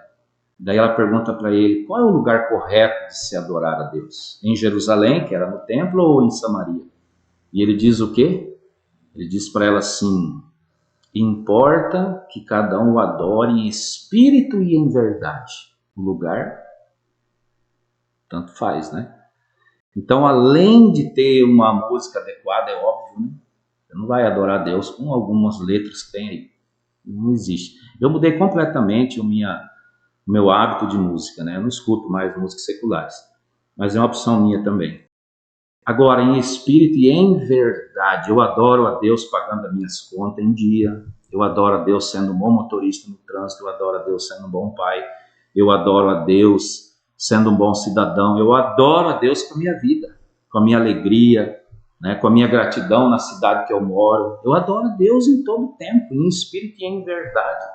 Tem gente que é cínico, né? Tá adorando a Deus, chega em casa, surra a mulher, os filhos, espanca, deve, faz um mapa para andar na cidade, que deve em tudo que é lugar. Eu também devo. Mas se chegar num mês que eu não consigo pagar uma conta, eu vou lá no meu devedor. E querido, ó, já aconteceu isso inúmeras vezes, né? Hoje, graças a Deus, tenho crédito aqui em todos os lugares, por conta dos exemplos que eu tive dentro da minha casa, né? Então, adorar a Deus, Deus não recebe qualquer adoração, não. Porque Ele conhece aqui dentro, né? Eu posso falar aqui o que eu quiser, mas Deus conhece meu coração, né? E a verdadeira religião, eu sou cristão, né? Eu sou cristão. Não sai água doce e água salgada. A Bíblia fala isso. Pode de um poço sair água doce e água salgada? Ou a água salobra, ela é doce, né? Nós também. Eu amo o Senhor, e depois é palavrão, é uma vida totalmente desregrada, né? Não tem adoração. Deus não aceita qualquer adoração mesmo, né? Nós precisamos ser verdadeiros, né? Com relação à religião, a palavra religião ela vem do latim, que significa religar. Vem de religare, né? Religar. Quando o homem pecou lá no jardim, ele saiu do jardim, ele perdeu, ele foi separado de Deus pela desobediência, né? Ele saiu do jardim, saiu da presença. Lá, se você olhar em Gênesis, você vê que Adão falava com Deus na viração do dia, tete a tete. E o homem perde isso, né? Então a religião é que te religa com aquilo que você acredita. É aquilo que vai. Se você acredita em alguma coisa, você tem uma religião, né? Mas quem nos religou de novo com Deus foi Jesus naquela cruz, né? Então, eu sou cristão, eu não posso me referir às demais, né? O próprio Jesus diz lá em João 14:6, ele fala, eu sou o caminho. Se Jesus fala que ele é o caminho, porque existem outros. Não é? Certo. Ele fala no artigo definido, eu sou o caminho. Porque tem outros caminhos. Ele diz mais, eu sou o caminho, eu sou a verdade. Então, o que a gente entende? Que os outros, né? Eu sou o caminho, eu sou a verdade e eu sou a vida. Os outros caminhos são mentira e levam à morte. Eu sou o caminho, eu sou a verdade, eu sou a vida. E ninguém chega a Deus a não ser por mim, ele diz lá. Então, Jesus é aquele que nos religa. Qual é a prova física disso? Quando ele morre na cruz, lá no alto da cruz, ele fala, Teltelestai, ou seja, está consumado. Existia um véu no templo de Salomão, que separava o lugar santo dos santos, aonde só o sumo sacerdote entrava uma vez por ano, para levar a fazer toda a expiação dos pecados. Aí tem muita coisa para explicar, mas só para entender. Esse véu ele tinha mais ou menos uns 10 centímetros de largura ou mais. Era impossível alguém com uma espada chegar ali e cortar o véu assim. E diz a Bíblia que o véu se rasgou de cima a baixo, dentro do templo, no mesmo momento que Jesus morre na cruz. Ali estava dizendo assim, acabou a separação do santo com o santo dos santos. O Senhor Jesus nos religou com Deus. Eu não preciso mais do sumo sacerdote para chegar na presença do Senhor. Você lá no secreto do teu quarto, você ajoelha na beira da tua saquinha e em nome de Jesus, no final da oração, você fala com Deus. Foi religado com Deus, né? Essa é a religião que eu conheço.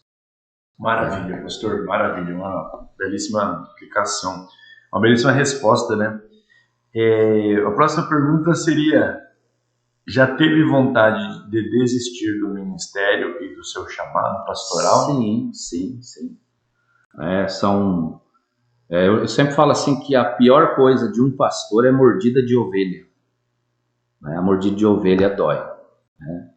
Porque um pastor dá vida pela sua ovelha. E a gente já experimentou muito isso, né? Só que daí você volta para a palavra. Eu volto lá para o meu chamado, né? E o chamado também falava de lutas e situações. Se Jesus foi perseguido, ele mesmo disse, eu fui perseguido, vocês também serão, por amor ao meu nome. O apóstolo Paulo, ele escreve em Filipenses, alegrai-vos sempre no Senhor, de novo alegrai-vos. Por isso você tem que ser conhecedor da palavra, para você estar no ministério. E como ele fala, alegrai-vos de novo, alegrai-vos no Senhor de novo, alegrai-vos no Senhor, ele está falando ali em Filipenses, ele está preso numa masmorra de um palácio, onde todo dejeto, tudo caía ali, e ele está falando em alegria, né? Então, se o apóstolo Paulo suportou varadas, açoites, naufrágios e um monte de coisa, perseguições, por amor ao nome do Senhor, porque num determinado momento ele diz assim, se eu morrer hoje, para mim é lucro, porque ele sabia para onde ele ia. E eu considero tudo que eu ganhei até agora como esterco, né? Tudo que eu perdi até agora, ele está lá no texto, tudo que eu perdi, porque ele era um alto funcionário do governo, ele era um cara bem sucedido, e ele larga tudo para o ministério.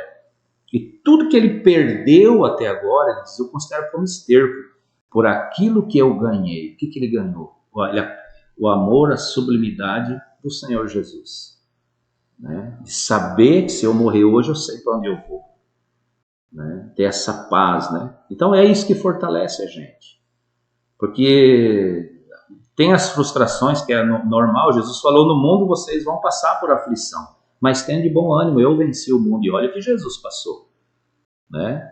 Jesus passou, meu Deus do céu. Ele passou pelo Getsemane, ele passou pela cruz e ele passou pelo túmulo para ressuscitar. Getsemane, ele suou gota de sangue, é sofrimento. Tem gente que quer, eu vou para a igreja, acabou o sofrimento. Não, querido, nós estamos no mundo. Né? Cruz é instrumento de morte. Jesus foi morto numa cruz, porque era a morte que o Império Romano fazia pelos malfeitores, enfim, né? Ele foi preso no meio dos malfeitores. Ele foi morto no meio dos malfeitores. Ele mesmo diz, toma a tua cruz e me siga. Então nós também temos coisas para matar na cruz. Às vezes é um jogo de futebol, às vezes eu não sei o que te atrapalha para chegar a Deus. Você tem que matar. E por fim, túmulo. Quando você está morto, você não reclama de mais nada. Morto para as coisas desse mundo. Morto para as tuas vontades carnais que te afastam do Senhor. Um morto fala alguma coisa, você vai num velório, tem um morto. Você chega ali, reclama de alguma coisa, esse caixão aqui está duro. Não, está morto. Então, quando eu passo por esse processo, né, de todo crente, todo o crente no Senhor, quando a gente fala crente, é quando crê, né? Todo crente que crê no Senhor Jesus, ele vai passar por esse processo. Getsemane, cruz, entrega, e aí túmulo. Ele vai parar de ficar reclamando da vida. A alegria do Senhor é a minha força. Né? Como Paulo preso, açoitado, tomava 80 varadas no lombo, só porque pregava Jesus ressurreto.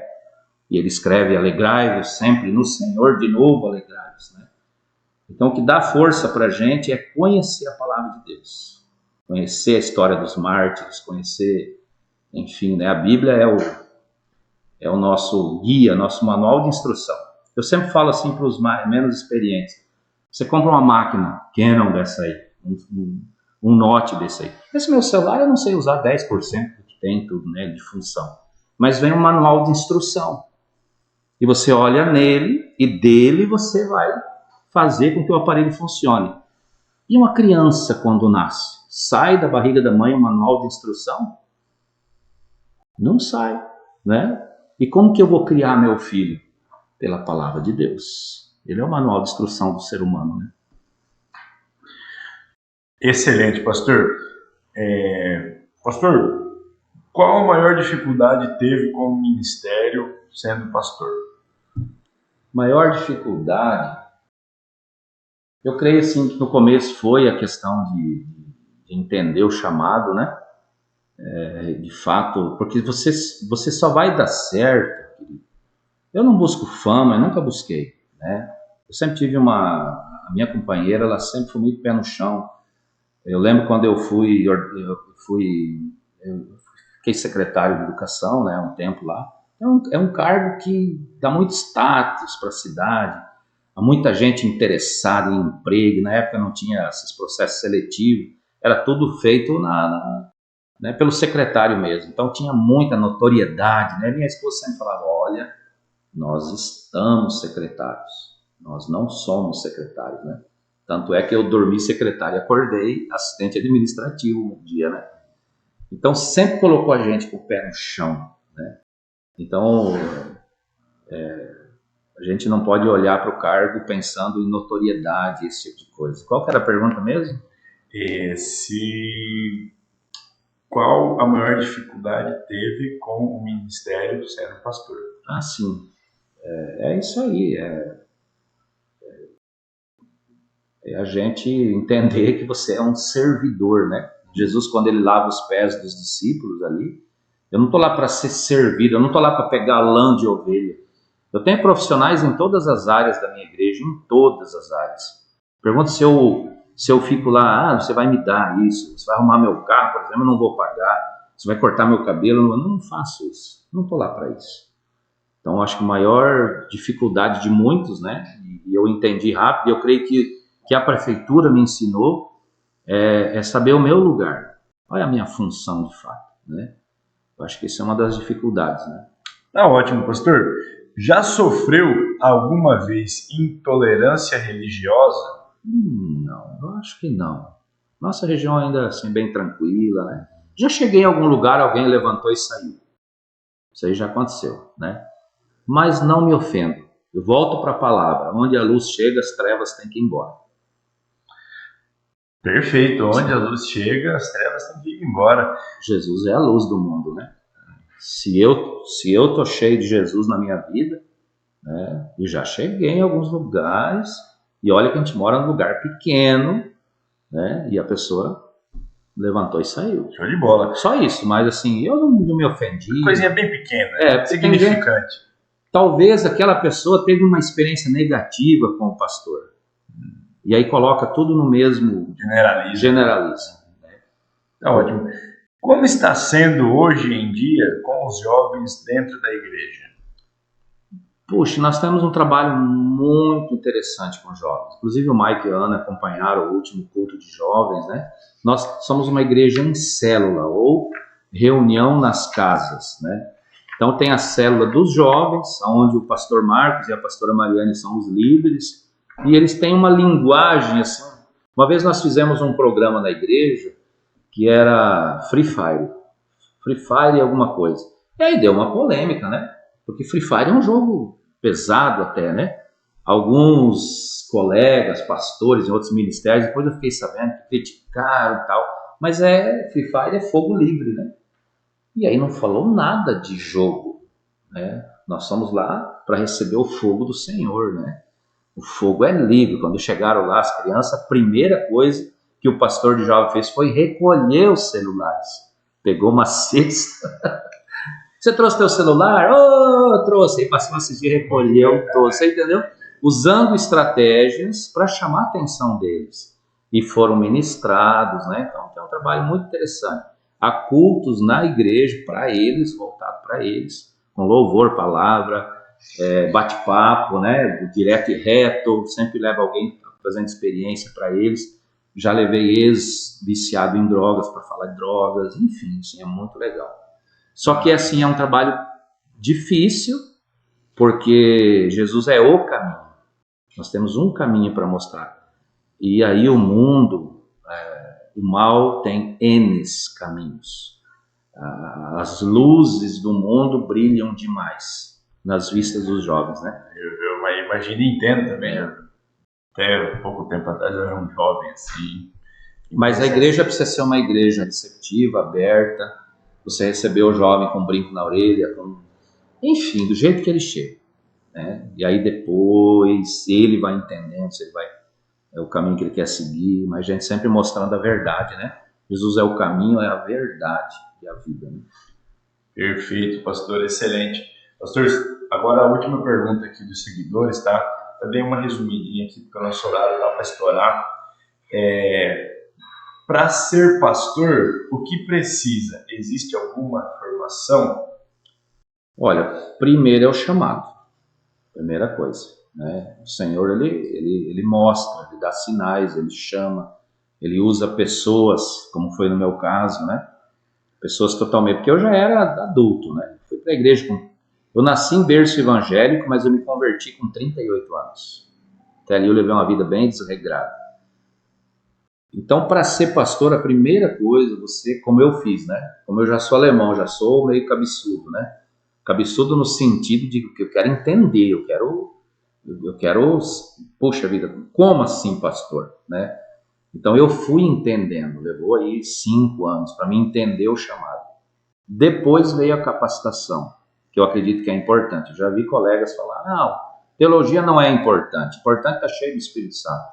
Não, tudo é importante. O apóstolo Paulo se formou aos pés de Gamaliel, que era um grande estudioso da palavra da época, enfim. Todos os grandes homens da Bíblia. Tivemos homens simples, como Oséias, né, no Velho Testamento, que era um vaqueiro. Tivemos, né, importante, mas cada um tem um ministério específico. Porque quando eu vou pregar lá na igreja, eu creio que um dia você vai lá fazer uma visita, né, já está convidado. Eu vou sim. Eu vou pregar para o advogado, mas eu vou pregar para o pedreiro, aí eu vou pregar para a dona de casa, eu vou pregar para o empresário. Então a gente tem que ter um conhecimento, né, para poder transmitir a palavra de Deus de uma maneira, além de ser correta, porque o texto foi traduzido de 2000 anos atrás, né, o que queria dizer para a época e o que isso vai aplicar na nossa vida, né? E aonde entram as divergências, aonde eu não concordo com isso, eu não concordo com aquilo, é normal, né? Ok. Excelente, excelente. Pastor, muito obrigado aos seguidores aí que mandaram as perguntas. Muito boas, muito boas. É legal, né, pastor? Muito boas. Você sempre rende muito essa parte das perguntas. Eu sempre falo assim, ó, você pode ter a tua opinião contrária, mas não seja chato, né? Você pode não concordar com algumas coisas que eu falei. Amém, querido, amém. Né? Até um dia, se quiser marcar comigo, a gente sentar pessoalmente, né? Mas a polêmica, a briga, isso não é bom, a gente tem que ter o respeito. Não concordo com o senhor e eu vou continuar lá na minha religião. Amém, amém. Jesus em Apocalipse 3:20 diz, eis que eu estou à porta e bato, se alguém ouvir a minha voz e abrir a porta. Que porta ele está falando? Do coração. Entrarei na sua casa, cearei contigo e você comigo. Nem Jesus, que é o nosso Deus, né? Ele não força você a deixar ele entrar na casa dele, que dirá a gente. Então eu vejo assim muitas brigas desnecessárias, né? Existem duas correntes teológicas, né? Os calvinistas e os arminianos. Os arminianos falam que a salvação é para todos. E os calvinistas falam que Deus tem um povo escolhido para a salvação. E eles brigam há mais de 500 anos e nunca entraram no acordo. E nem vão entrar. Então eu vou para a fonte, que a fonte acredita. Acredita nisso. Nós temos uma profissão de fé nossa. Não concordo. Nem, querido. Mas não vira cara comigo, não xinga, não manda mensagem chula na rede social. Enfim, eu vejo pessoas se degladiando nas redes sociais por uma opinião. Eu não concordo com a tua opinião política, não concordo. Somos livres, mas não seja chato. Não seja chato, né, pastor? A gente sempre tinha uma liçãozinha aqui de cada entrevista, né? Nós moramos numa cidade pequena, né? Todo dia nós estamos trompando na rua, aí você, poxa, eu me dou bem com todo mundo. Respeito, não seja, né? chato. Não seja chato. Fica a reflexão aí. Pastor, mais uma vez, muito obrigado. Amém. Muito obrigado a você, amigo seguidor, você está ao vivo aqui com nós no YouTube. Pastor, nós vamos para o nosso último bloco, tá?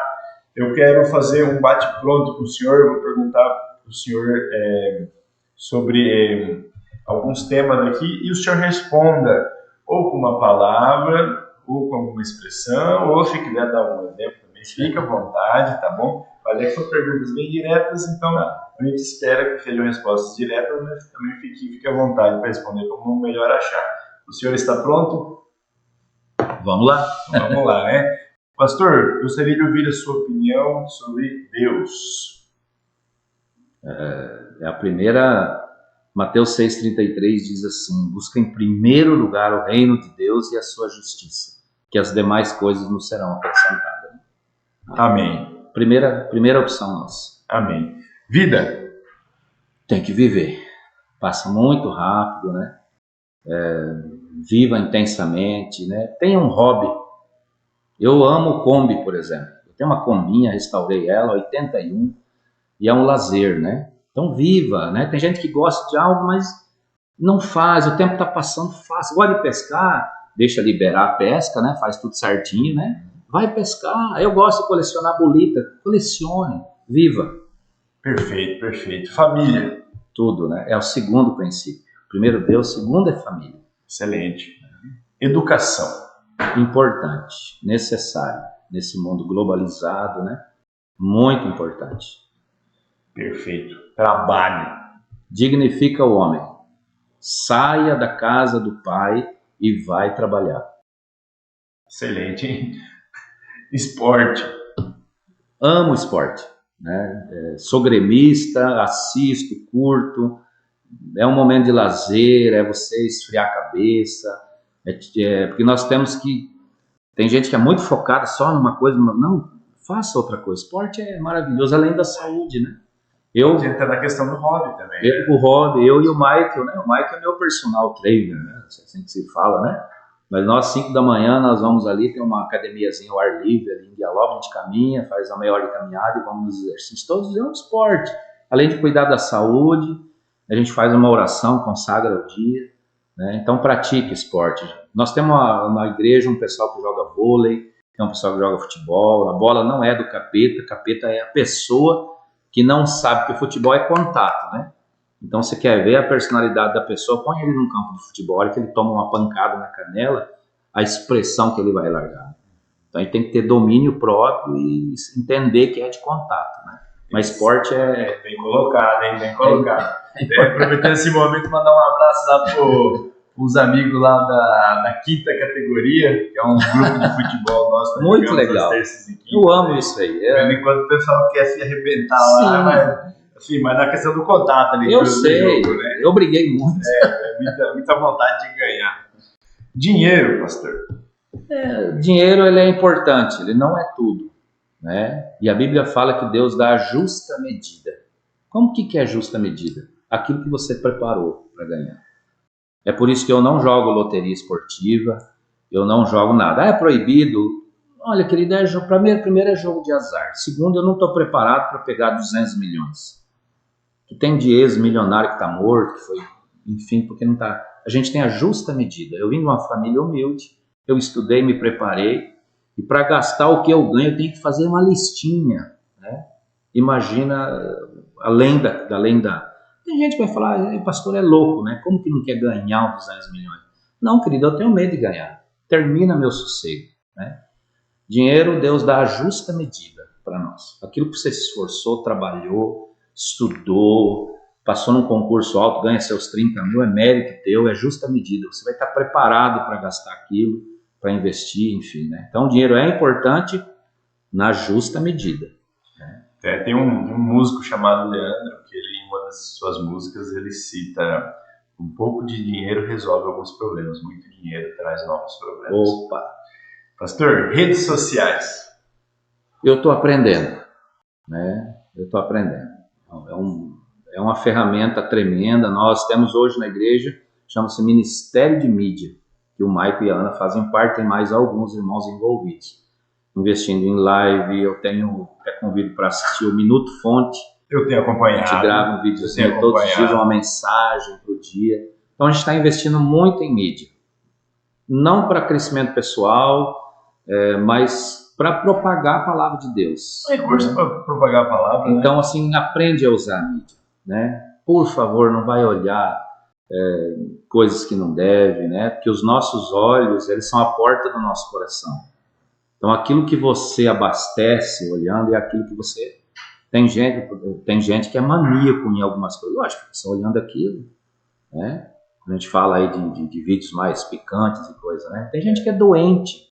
Ele chega numa pessoa já com segundas intenções, porque o coração está infestado. E muitas pessoas também, a Bíblia fala também que a boca fala do que o coração está cheio. Se os olhos são a porta do coração, o que você está enchendo ele? Que a sua boca externa, né, aquilo que você está falando. E muita coisa vem da rede social, que é maravilhosa, é uma ferramenta tremenda, tanto é que nós estamos nos unindo aqui pelas redes sociais. Sim. E a Ana está me ensinando a mexer no Instagram, porque eu não sabia, né? O que a gente inclui aqui que entende que é algo que faz parte, né? Não tem como fugir. Hoje existem igrejas digitais, né? Nós já colocamos na nossa live pedidos de oração, inclusive se você quiser assistir nossas lives, nossas redes sociais, né? Da Fonte. Já vamos abrir aqui um espaço para o senhor deixar esse registro, tá?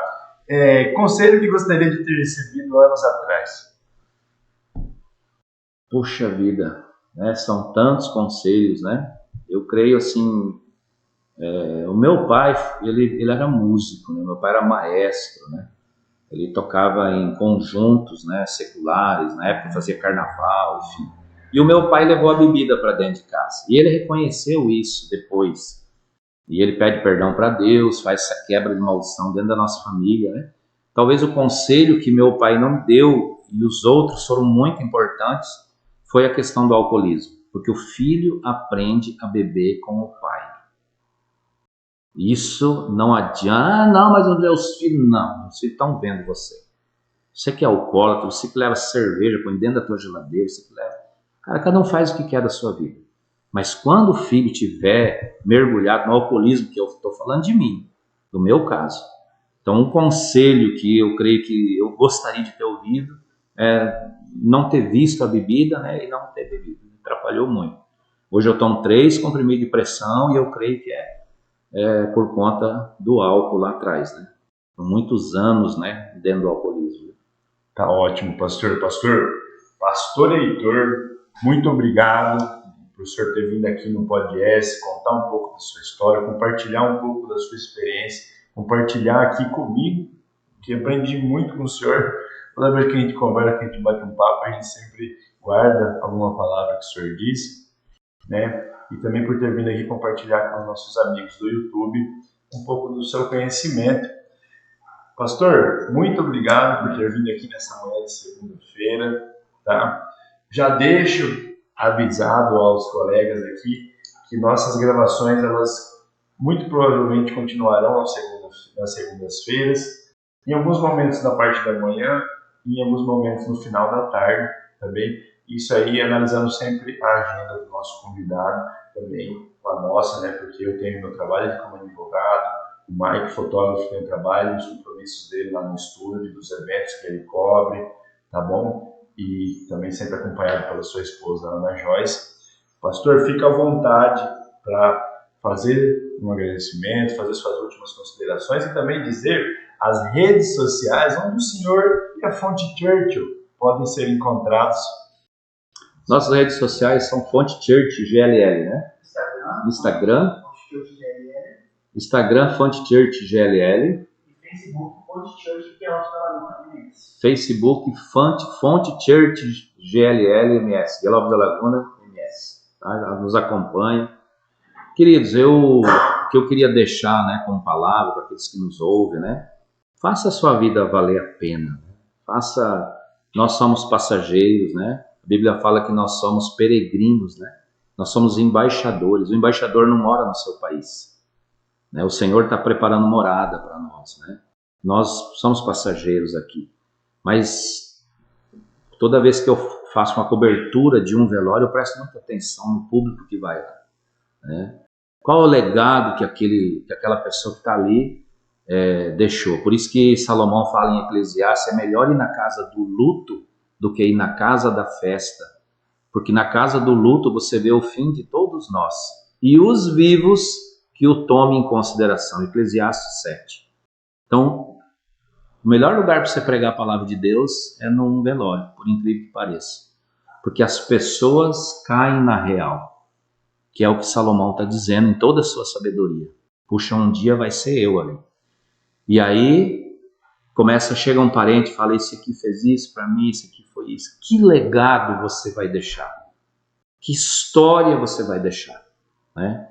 Eu pretendo deixar um legado, né? Eu estiver ali, já indo para minha morada definitiva, né?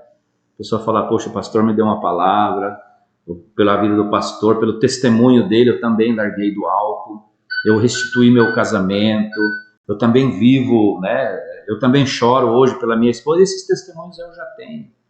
Hoje existem casais que vivem o melhor do casamento e chegaram destruídos na igreja, né? Então deixa um legado que vale a pena, né? Tem coisas que não vale a pena. A Bíblia fala, eu posso todas as coisas, mas nem tudo me convém e nem tudo edifica. Então eu sou um anti-alcoolismo. Eu não acredito no cara social, eu bebo socialmente. Não, tudo começa num copinho de cerveja. Tudo. O cara maquina para matar alguém, o cara maquina para roubar, o cara vai para as drogas, o cara começando num copinho inofensivo, né? Cada um escolhe o que quer fazer, mas é uma palavra que eu quero deixar, né? Faça a sua vida valer a pena. Maravilha, pastor. Muito obrigado. Inclusive, apenas ratificando o que o senhor disse aí sobre fazer a vida valer a pena, tem um filósofo contemporâneo chamado Mário Sérgio Cortella, que ele faz uma reflexão interessante sobre a importância de você fazer a sua vida valer a pena. Ele diz que se você não fizer a sua vida valer a pena, você vai ter passado por essa experiência de vida e produzido somente 15 toneladas de lixo ao longo da vida. Então ele diz, faça a sua vida valer a pena, para você não ser só mais um aí produzindo lixo ao longo da vida. Gente, chegamos aqui ao final da nossa entrevista com o pastor Heitor, esse homem maravilhoso, com essa sua longa experiência, viu que ele gosta muito de falar, né? Eu vim aqui pronto para ouvir ele. Deixar nós vamos até a tarde. Eu vim hoje pronto para ouvir ele aqui, né? Eu acabei não falando tanto, mas na ideia eu ouvi o entrevistado. E, nossa, muito obrigado. Estamos realizados em poder fazer nossa primeira transmissão ao vivo aqui para os seguidores do YouTube. Nos acompanhe nas nossas redes sociais, do podcast, o podcast do Sudoeste Sul-Mato-Grossense, inspirando pessoas próximas por meio de pessoas próximas. Meu muito obrigado ao Mike Fotógrafo, meu parceiro aqui no podcast. Procurem acompanhar o Mike Fotógrafo nas suas redes sociais, o trabalho sensível que o Mike desenvolve com as suas fotografias, tanto nos ensaios internos lá no estúdio dele, como também nos eventos que ele cobre, de aniversário, casamento. O Mike ele tem uma sensibilidade única para captar a emoção durante o seu evento. Então fica aqui a nossa dica e indicação do trabalho do Mike Fotógrafo. Também gostaria de agradecer a duas pessoas muito importantes, que é a pessoa do Dr. Diego, que ele é um dos donos aqui do escritório onde eu trabalho. Ele sempre deu muito apoio para que eu pudesse desenvolver esse projeto aqui dentro do escritório. O Dr. Diego também será um dos próximos entrevistados, vai vir aqui contar um pouco da sua história de vida, um homem íntegro, honesto, exemplo de pessoa e de profissional. Também gostaria de agradecer ao meu amigo Lincoln Jacques, que, sem dúvida, o podcast hoje existe por um incentivo também que ele nos deu no começo. Então fica aqui meu registro aqui, meu muito obrigado à pessoa do Lincoln. E, bom, por hoje é só. Gostaria só de compartilhar uma mensagem final que diz assim: a preguiça anda tão devagar que a pobreza facilmente a alcança. Quem disse isso foi a pessoa do Benjamin Franklin, ex-presidente dos Estados Unidos. Um grande abraço e até a próxima. Obrigado, pastor. Deus abençoe.